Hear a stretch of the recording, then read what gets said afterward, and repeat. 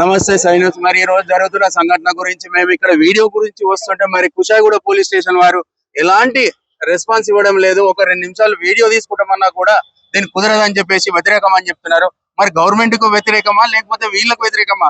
వీళ్ళకు చేసుకునే స్వతంత్రం లేకుండా పోతుంది. ఒక 2 నిమిషాలు మాట్లాడాలంటే మాట్లాడిస్తలేరు. మరి ఎందుకు, ఏ మూలంగా? మరి ఇంద్ర పార్క్ నుంచే మాట్లాడాలని మన రూల్స్ అయితే లేదు కదా. గత 6-7 సంవత్సరాల నుంచి వీళ్ళు ఇంతగానం పోరాడుతుంటే మరి వీళ్ళకు ఎందుకు న్యాయం జరగడం లేదు? ఈ న్యాయం కోసం అడుగుదామని వస్తే మరి ప్రతి ఒక్కరిని తీసుకుపోయి జైల్లో కూర్చుండబెడుతున్నారంట. మరి ఇది మన సిఐ గారితో అంటే మాది ఏదైతే ఉందో పెండింగ్ ఇష్యూస్ ఆర్టీసీ ఆ రోజు వివక్షత నాయకుడు, ఈ రోజు ప్రజెంట్ గా ముఖ్యమంత్రి ఉన్నవారు కొన్ని హామీలు ఇవ్వటం జరిగింది. మాకు హామీ 3 సంవత్సరాల నుంచి నెరవేర్చలేదు కాబట్టి మేము చలో సెక్రటరియట్ కార్యక్రమం పెట్టుకున్నది జేఏసీ. మరి ఇప్పుడు ఇక్కడ పోలీసు వారు ఎందుకు మీడియాతో మాట్లాడిస్తలేరన్నా? అది అప్రజాస్వామ్యంగా భావిస్తున్నాం మేము. అంటే ఇప్పుడు వెళ్ళిన జనాభా మాట్లాడే రైట్స్ గిట్ట లేవా? ఉన్నది, ప్రజాస్వామ్య వ్యవస్థలో ప్రతి వాళ్లకు మాట్లాడడానికి రైట్స్ ఉన్నది. మరి ఎందుకు మాట్లాడిస్తలేము? మీరు అందరు ఆర్టీసీ డ్రైవర్లు ఏం చేస్తారు? వాళ్ళు 4 ఆపుతుంటే మరి 100ల కొద్ది ఆర్టీసీ డ్రైవర్లు, కండక్టర్లు ఉన్నారు. వీళ్ళకు స్వాతంత్రం అనేది లేదా మాట్లాడడానికి? చెప్పాం వారికి. ఇప్పుడు మా హక్కుల గురించి మేము చలో సెక్రటరియట్ పెట్టినామండి, తప్పకుండా ఇక్కడ నుంచి ర్యాలీగా పోయి మాట్లాడితే తప్పేమున్నదని కూడా మేము వచ్చినటువంటి ఎస్ఐ గారు పోయినాం. కానీ వాళ్ళు సానుకూలంగా లేరు. మా ఇప్పుడు పోయేదే సెక్రటేరియట్ అని చెప్పేసి అందరికి తెలుసు. మరి అలాంటి టైంలో ఇక్కడ మాట్లాడుకుంటే వీళ్ళ సమస్యలు, డిపోల సమస్యలు తెలుస్తాయనే కదా. అవు మేము రిక్వెస్ట్ చేశాం, కానీ పోలీస్ వ్యవస్థ అనేది ఏదైతే ఉందో ఇక్కడ స్పందించకపోవడం. ఈ పోలీసు వాళ్ళది ఎప్పుడు ఉండే గొడవ ఇదే. కానీ అసలు మీరు ఏ సమస్య మీద పోతున్నారు, ఎందుకు పోతున్నారు? మాకైతే ఒకటి జనాలకు తెలియదు ఏంటంటే అండి, చాలా మంది పిట్టలుగా రాలిపోతున్నారు మా వాళ్ళు. గత ప్రభుత్వం చేసినటువంటి మోసానికి ఇప్పుడు నూతనంగా 3 సంవత్సరాల కింద బాధ్యత తీసుకున్నటువంటి ప్రభుత్వానికి మేము చాలా మద్దతు తెలియడం జరిగింది. అప్పుడు గవర్నమెంట్ ఏదైతే ఇప్పుడు ముఖ్యమంత్రి వార్యులు ఉన్నారో వాళ్ళు తప్పనిసరి ఆర్టీసీలను ప్రభుత్వంలో విలీనం చేసి టీఎన్జిఓస్ మాదిరిగా, అంటే ప్రభుత్వ ఉద్యోగుల మాదిరిగా మీకు జీతభత్యాల సవరణ, ఎలాంటి ఇబ్బందులు ఉండవు, అట్లనే సర్వీస్ కండిషన్స్ కూడా అలాగే ఉంటుందని చెప్పి వారు హామీ ఇవ్వడం జరిగింది. హామీ ఏదైతే వాళ్ళు ఇచ్చినారో ఆర్టీసీని విలీనం చేయాలని ఒక మాట మాట్లాడినారో దానికి 3 సంవత్సరాల నుంచి కాలయాపన చేసుకుంటా మా మీద వివక్షత చూపుతున్న వాళ్ళు ప్రభుత్వంలో విలీనం చేయలేదు కాబట్టి దానికి వ్యతిరేకంగా మేము సెక్రటరీ ముట్టడానికి మా జేసీ పిలుపు మేరకు పోతున్నాం. గత బీఆర్ఎస్ ఉన్నప్పటి నుంచి ఇదే లొల్లి నడుస్తుంది కదా, మీకు ఇంతవరకు న్యాయం జరుగుతలేదు? ఇప్పుడు 12 సంవత్సరాలు వాళ్ళ దగ్గర చాలా ఇబ్బందుల పాలైనాం. ఇప్పుడు 3 సంవత్సరాలు ఈయన దగ్గర మరీ ఇబ్బందుల పాలైనాం. అంటే ఈ 3 సంవత్సరాలలో గిట్ట మీకు జరిగిన న్యాయం ఏమీ లేదు. అంటే ఈయన నమ్ముకొని ఓట్లేసింది వేస్ట్ అంటారు. వేస్ట్. ఇంతకుముందు గత ప్రభుత్వం అట్లా ఉంది, ఈ ప్రభుత్వం అట్లా ఉన్నది. అంటే ఇప్పుడు మాకు తెలిసిన విధానం గురించి నేను ఇప్పుడు చాలా మంది మేము పోస్ట్ చేయడం జరిగింది ఆర్టీసీ వాళ్ళది. మీరు ఇలానే ఏళ్ళ తరబడి మీరు పోతే మీ వయసే అయిపోతుంది కదన్నా, మీకు ఇంకా కోరికలు ఎప్పుడు నెరవేరుతాయి? ఇప్పుడు ప్రభుత్వం అనేది ప్రజాస్వామ్య వ్యవస్థలో లేబర్ యాక్ట్ కు అనుకూలంగా వాళ్ళు నెరవేర్చాలి. కానీ ఎందుకు ఆర్టీసీ కార్మికుల మీద అసమానత చూపుతూ ఎందుకు ప్రభుత్వంలో విలీనం చేయటం లేదనేది మాకు అర్థం అవటం లేదు. ఇప్పటికీ కూడా ముఖ్యమంత్రికి రిక్వెస్ట్ చేస్తున్నాం, మేము మాట కట్టుబడి ఉన్నాం. ఆ రోజు మీరు చెప్పినటువంటి ఏదైతే హామీ ఉందో హామీ నెరవేర్చాలని చెప్పి. ఆర్టీసీ విలీనం గవర్నమెంట్ లో చెయ్యరు కానీ ఆర్టీసీకి వచ్చిన ఆమ్దాన్ని మాత్రం గవర్నమెంట్ తీసుకుంటది. అది చాలా తప్పండి. ఇప్పుడు దీని మీద మేము ఒకటి చెప్తున్నది ఏంటంటే, ఏదైతే మహాలక్ష్మి స్కీమ్ పెట్టిన తర్వాత సగటు 370 కోట్లు ఏదైతే ఉందో ప్రభుత్వం సకాలంలో చెల్లించటం లేదు.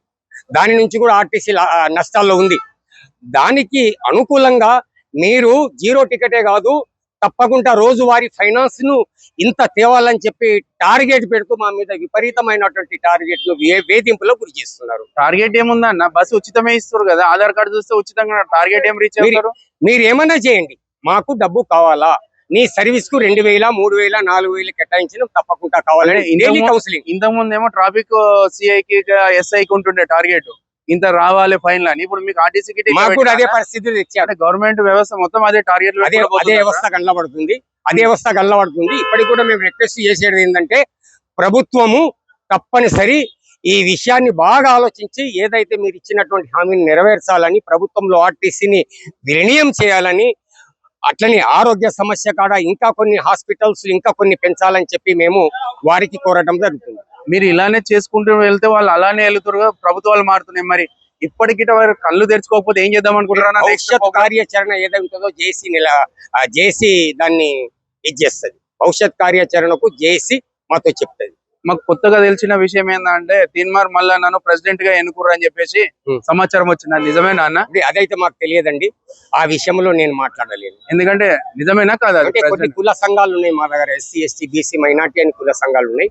ఒకవేళ బీసీ సంక్షేమ సంఘానికి మాట్లాడినారా లేరా నాకు తెలియదు, కానీ మల్లన్న విషయంలో మాత్రం నేను ఎలాంటి మాట చెప్పలేదు. ఎందుకంటే ఇక్కడ జరుగుతున్న సంఘటన ఏంటంటే ఆర్టీసీ కులం అనేది ఒకటి, ఆ కులంలో అందరూ వ్యక్తిగతంగా పనిచేయొచ్చు. అది ఏ కులమైనా, మీదేం కులం అంటే మాది ఆర్టీసీ కులం అంటారు. ఇప్పుడు వ్యక్తిగతంగా కులాల గురించి మాట్లాడాలని తెచ్చేసి ప్రెసిడెంట్ చేస్తే రేపు రోజు ప్రాబ్లం అవుతుంది అని చెప్పేసి చాలా మంది అంటున్నారు. తప్పకుండా వ్యవస్థ అనేది అంటే బీసీ ఉండొచ్చు, ఎస్సీ ఉండొచ్చు, ఓసీ ఉండొచ్చు, ఎవరైనా ఉండొచ్చు కదా. కులాల పునాది మీద ఎలాగైతే ఒక రాజ్యాధికారాన్ని నిర్మాణం చెయ్యరు అని చెప్పి భారతరత్న బిఆర్ అంబేద్కర్ అన్నారు, అది 100% కరెక్ట్. అందరూ కూడా సమిష్టిగా పోవాల్సినటువంటి అవసరం ఉన్నది. సమస్య సమిష్టిగా సాల్వ్ చేసుకోవడం అవసరం ఉంది. జేసీ పిలుపుకు తప్పకుండా కట్టుబడి మేము కూషాయిగూడ నుంచి ఇప్పుడు ర్యాలీగా పోతున్నాం. అంటే ఈయన మల్లన్న మీ దాంట్లో ప్రెసిడెంట్ అయినా తెలియదు, మీకేం తెలియదు? మాకేం తెలియదండి. తెలియందే తెలంగాణ స్టేట్ ప్రెసిడెంట్ చేసిరా? నాకైతే ఆ విషయం తెలియదు.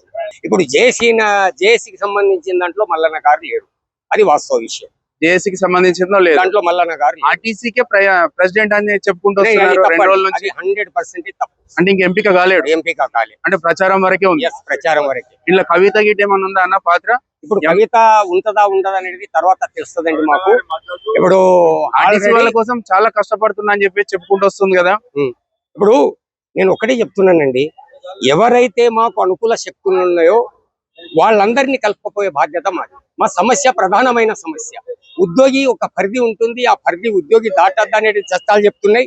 కాబట్టి దానికి అనుకూలంగా మాకు ప్రోత్సహించే ఎవరైనా వాళ్ళు కానివ్వండి, వాళ్ళని తప్పకుండా తీసుకొని మేము ముందుకు పోతాం. వరంగల్ నుండి వచ్చాము. వరంగల్ ప్రాతినిధ్యంతో ఇక్కడికి వచ్చి వీళ్ళు ఇక్కడ మా వాళ్ళు కూడా ఉన్నారు కాబట్టి వాళ్ళతో మిళితమై చెలో సెక్రటరియట్ కార్యక్రమం ఏదైతే ఉందో దాన్ని విజయవంతం చేయడానికి ఇక్కడి నుంచి ర్యాలీగా బయలుదేరుతున్నాం.